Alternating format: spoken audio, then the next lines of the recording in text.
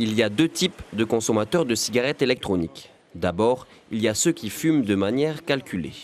Moi, à la base, c'est pour arrêter la cigarette. Donc j'ai pu arrêter une consommation de cigarettes. J'ai commencé à l'âge de 10 ans. Et là, j'ai 36 ans aujourd'hui. Ça fait 8 mois que j'ai arrêté la cigarette grâce à ça. Donc pour toi, la puff, tu considères ça comme une bonne chose, on va dire? Normalement, c'était utilisé comme sevrage pour le tabagisme.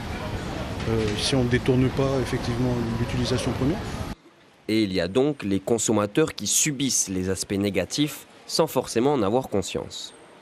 Ça fait longtemps que je fume la cigarette et maintenant je vais arrêter la cigarette, peut-être avec ça.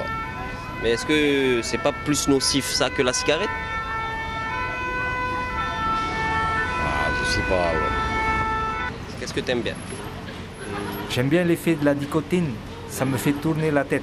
Pastèques, raisins, barbe à papa et autres goûts attractifs, très fort taux de nicotine et facilité d'accès pour les mineurs, c'est surtout la puff, la cigarette électronique jetable, qui pose problème. Nous qui travaillons en ville, souvent on voit des jeunes passer à partir de 12-13 ans, on va dire, ils sont déjà la puff à la main, quoi. Pour moi, je trouve que c'est une mauvaise chose et moi qui ai une fille de 11 ans, j'aimerais pas qu'elle fume ça.